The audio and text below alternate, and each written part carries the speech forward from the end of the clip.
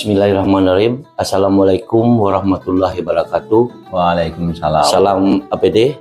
Berjumpa kembali bersama saya, Akademi Pemilu dan Demokrasi Indonesia, Kabupaten Mukomuko. Alhamdulillah, untuk saat ini saya sudah kedatangan tamu. Salah satunya adalah calon DPD Provinsi Bengkulu. Beliau adalah Dr. Haji Ramadhani. Ya. Selamat malam Bang ya. Ya, Selamat malam Bang. Sehat Bang ya? Alhamdulillah. Ini kalau beliau ini adalah salah satu calon DPD di Provinsi Bengkulu, Mukomuko. Ya. Udah mampir di APD ya, Kabupaten Mukomuko sendiri. Bang, ini salah satunya kita ini kan ngota singkat namanya Bang. Betul. Jadi ngota singkat dengan APD Kabupaten Mukomuko di bagaimana nanti visi misi abang sendiri kenapa ingin menjadi salah satu anggota DPD RI Provinsi Bengkulu ya Bang. Ini memang DPD ini merupakan membawa aspirasi daerah ya Bang.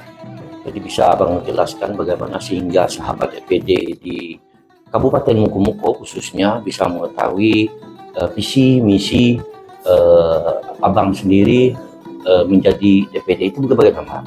Ya, makasih pemirsa APD Mukomuko dan pemirsa APD Bengkulu dan Indonesia. Ya. Yang pertama ya terima kasih ya telah diajak berdiskusi, ngobrol santai. Ya, sekaligus saya memberikan apresiasi yang sangat tinggi kepada Akademi Pemilu dan Demokrasi Indonesia Mukomuko.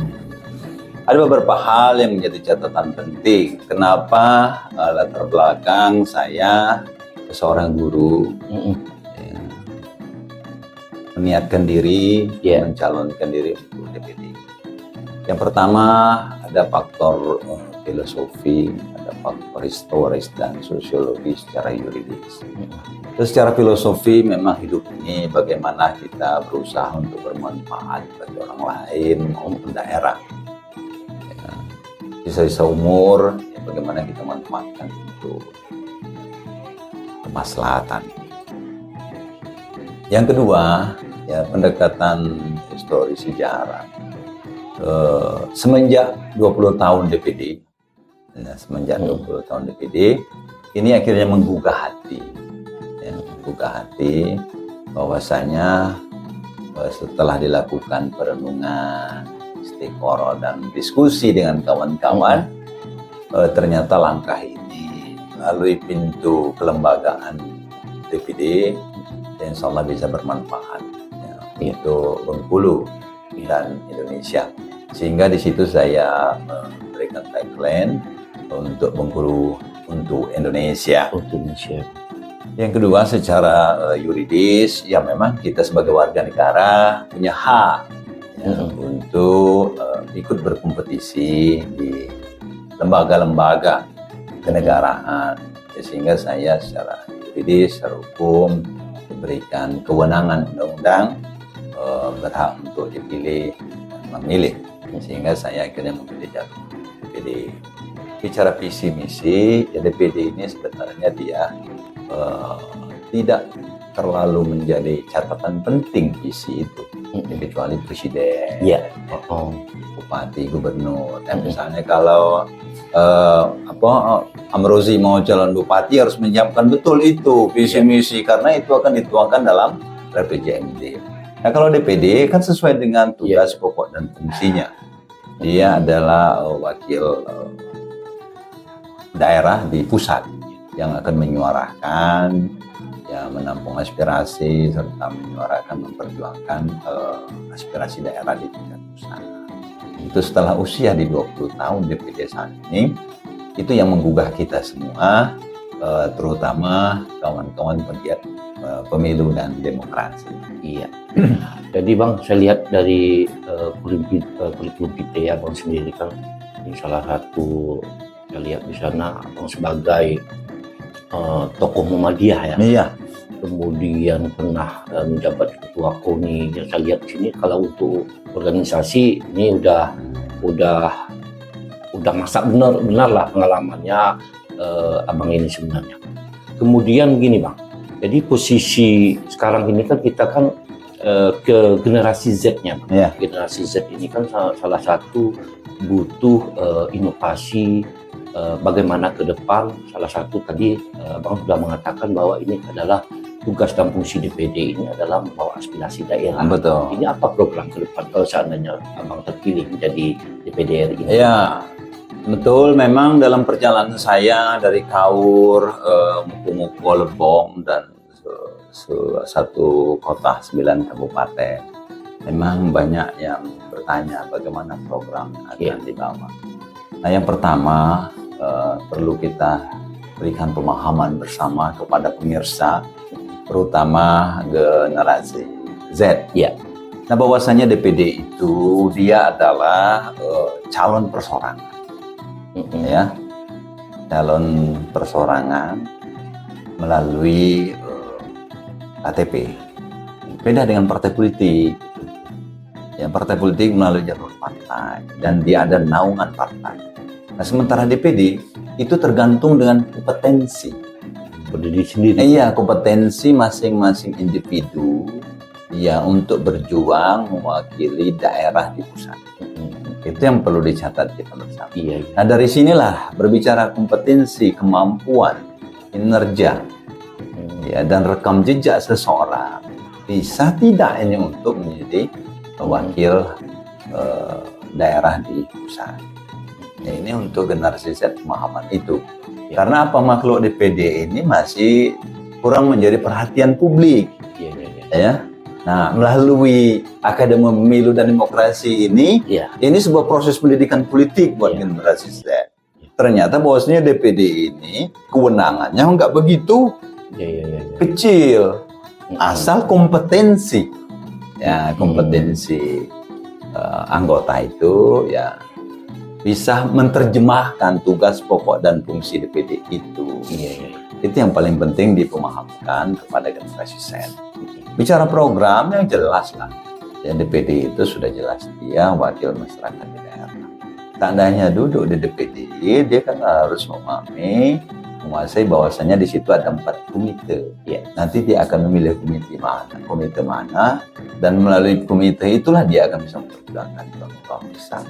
Dia memilih komisi 3 yang kesra, pendidikan, kesehatan, dan lain-lain. Dia mendiskusikan itu. Ya. Kemudian misalnya nanti di membuat rancangan draft rancangan undang-undang yang akan diserahkan ke DPR untuk dibahas. Nah, kompetensi ini yang paling penting di pemahaman kepada generasi Z, mampu, mau, punya waktu, dan siap untuk membuat rancangan draft undang-undang yang sesuai dengan keinginan di daerah. Ya, itu yang paling penting. Karena apa? DPD kan dia membuat draft rancangan yang membahasnya DPR dan mengesahkan DPR. Bukan kompetensi atau bukan kewenangan di DPD untuk mengesah. Nah, jadi begini bang, ini kan abang kan salah satu tadi untuk tanggal lahir sendiri abang itu adalah di Kabupaten Kaur. Kemudian dari daerah pemilihan, misalnya di Muku-Muku ini nanti bang, mungkin suara abang mungkin melebihi, melebihi seandainya bang yang abang terpilih. Kemudian ini biasanya yang terjadi bahwa yang terpilih ini sudah sampai ke pusat itu salah satu tugas dan fungsinya tadi adalah membawa aspirasi daerah. Betul. Nah, ini bagaimana nanti bang? Ya, makasih, betul. Ini tadi pendekatan sejarah mungkin ya. Jangan dianggap semua kontestan, semua peserta DPD itu akan berpikir sama dengan yang telah lalu-lalu. Ini yang perlu kita berikan pemahaman. Betul. Nah, kalau hati kita, itu kita diniatkan benar, ini kita mewakili daerah, meluangkan waktu, kesempatan, tenaga, pikiran kita curahkan untuk daerah, ya tidak akan memberikan dikotomi lagi. Dan yang paling penting perlu kita catat, DPD ini kan wakil daerah. Kolaborasi antara kepala daerah Itu sangat dibutuhkan. Sangat penting karena dia mewakili daerah. Ya. Ya itu yang paling penting. Jadi kepala daerah setiap harus kolaborasi bersama-sama, membahas, mendiskusikan apa yang bisa diperbuat untuk kepentingan Bengkulu. Dan bukan kepentingan kau, bukan kepentingan Bengkulu, tapi kepentingan semua. Iya, Provinsi Bengkulu ini yang paling penting menjadi catatan. Tapi mungkin ya stigma yang terbangun di masyarakat ya setelah pemilu hilang. Ya. Nah, padahal DPD juga sama. DPD itu punya waktu untuk melaksanakan reses. Ya, dia harusnya bersama-sama untuk Komuko, untuk Kelebong, untuk Utara. Semuanya sama. Di saat itulah bisa membawa aspirasi menampung. Nah, ini yang kadang masyarakat acuh tak acuh juga dengan politik. Nah, melalui APD ini, Akademi Pemilu dan Demokrasi Indonesia harus terus-menerus memberikan pendidikan politik. Ya. Pendidikan politik kepada masyarakat, kepada generasi Z. Ya, sehingga hakikat dari sebuah demokrasi itu akan tercapai. Ya kan itu. Hakikat demokrasi langsung itu kan mendekatkan ya seseorang kepada rakyat kan gitu. Jangan menjauhkan. Nah, yang kedua, bagaimana dengan pendidikan politik dan demokrasi? Substansi dari demokrasi itu terwujud, bukan sekedar prosedural. Ya. Nah, kalau masalah prosedural ya sudah, tahapan dilaksanakan segala macam, sehingga substansi itu tidak mengena. Akhirnya ya dari tahun ke tahun ya, pemilu ke pemilu begitu. Nah, bagaimana melalui APD, ya khususnya Moko-Moko, Bengkulu dan Indonesia terus-menerus memberikan pendidikan pemahaman. Banyak di pertemuan, banyak ketemu di masyarakat ingin menanyakan itu. Banyak resah dengan kondisi. Ya apalagi sekarang sangat berkembang dengan sistem singkat, ya mengenai politik uang. Ini kan secara pendidikan politik orang bagus. Ya kan itu. Ini mungkin perlahan-lahan melalui Akademi Pemilu dan Demokrasi Indonesia akan mengurangi itu dan tidak akan bisa langsung akan berhenti. Saya yakin itu kalau APD terus-menerus melakukan pendidikan politik seperti ini, ya masyarakat akan mencerahkan, ya sehingga akan dinikmati demokrasi substansi yang sebenarnya. Ya, itu sahabat DPD ini dengan Abang Ramadhani dari Provinsi Bengkulu, calon DPD RI. Itulah tadi nota singkat sama beliau. Jadi gini Bang, belum kita akhiri Bang. Iya, gimana? Dari proses yang Abang, tentu Abang dari 10 kabupaten ini kan, dan kota. Tentu Abang tetap melakukan salah satunya safari politik. Betul. Jadi gimana untuk di Moko-Moko sendiri Bang? Ya, di Moko-Moko masyarakat sangat welcome ya. Dan saya mendapat masukan juga, khusus untuk DPD bagaimana tugas pokok dan saya selalu memberikan pendidikan politik. Ya karena ini menyangkut masalah utusan yang benar-benar menguji individu ya, kemampuan kompetensi seseorang. Kan itu yang mereka tanya. Nah, disinilah welcome sangat menerima, sangat berkekeluargaan cukup tinggi kan gitu. Tapi tetap pada harapan-harapan itu nanti pas setelah terpilih kami memberikan amanah, kami memilih Bapak, terus Bapak apa yang buat kami kan gitu. Kan itu yang paling penting kan catatan kita. Nah, makanya kita jelaskan DPD itu ini ya dia wakil masyarakat Bengkulu di pusat, wakil daerah. Ya, kemudian ada beberapa komite yang akan nanti dijalani. Nah, itu akan bersinergi dengan daerah sehingga tujuan itu akan. Saya kira masyarakat Moko-Moko, saya secara pribadi, nah kebetulan banyak juga teman-teman penggiat demokrasi di Moko-Moko, ya aktivis-aktivis, ya kebetulan kawan banyak di Moko. Ya, tadi berbicara organisasi, ya memang dari mahasiswa. Iya, mahasiswa. Ya, saya aktivis 98, ya waktu proses reformasi, kemudian di olahraga saya di KONI. KONI juga Bang ya. Saya hobi olahraga, ya, kemudian di jurnalis. Iya. Ya, saya salah satu wakil ketua umum pusat organisasi PES. Ini menjadi sebuah pintu masuk kita untuk ke masyarakat.